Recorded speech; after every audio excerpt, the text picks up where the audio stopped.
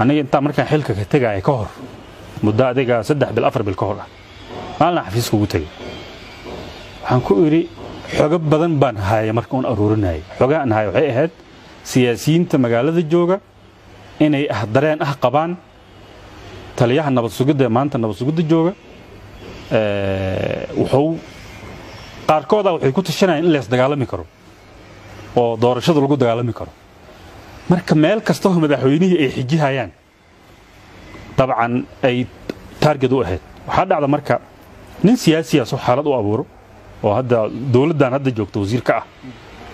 baa wuxuu sameeyay shirow abaabusho hotel odayaal iyo dad siyaasiyiin ayuu u yeeray ninku marka wasiir u ahaa laakiin markaas wasiir ma ahayn laakiin wasiiradii oo markaas jooga qoladii ka horeysay ay bedeleen buu ahaa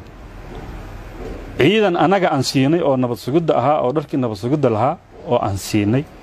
oo waardiinay ayuu wuxuu yiri markii oo xafladdu ay meel fiican marayso oo isku dhacdo noo imaada shirka naga joojiya odayaasha jidjiida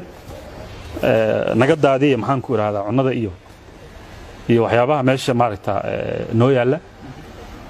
qolada kaamirmaanana uu soo watay wuxuu yiri duuba raggan waxay sameynayaan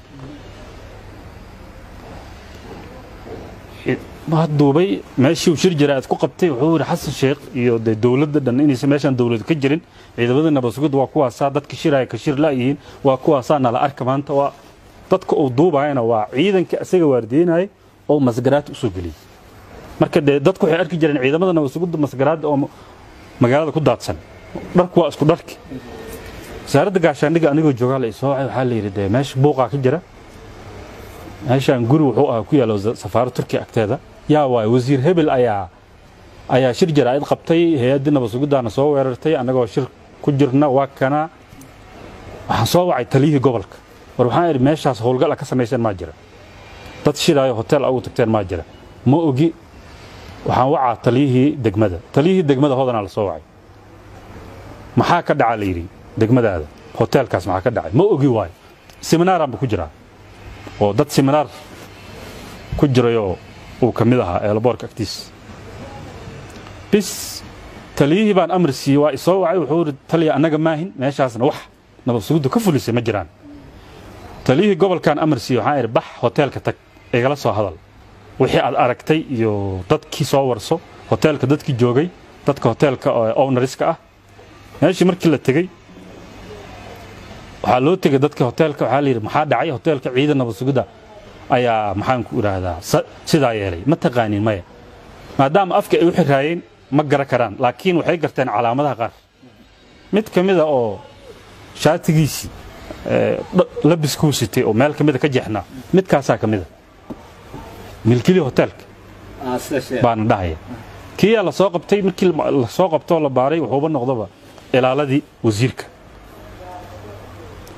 war maxaa waay sidaan war anaga wuxuu wasiirka amarkana siiyay hebel iyo hebel aniga aan ahayn xalaa hawshaana loo soo diray dawaka wasiirku waxaan moodayna shaqo u haysto marka waa soo wada xirnay wasiirkii baan wacnay waxaan dhahnay wasiir maxaa dhacay dadka adeeg staff ku ah waay waxa soo dadkan adigu staff kuma ahayn wasiirkii dawaagiya ku bari maadaama uu wasiirkeeni ahaa oo nin oday ahaa maana lama fadeexin waxaan dhahnay wasiiro waxaas hay'adaha adiga iska leh waxaasoo kale marka waa sad-a baa la yiraahdaa sad-up operation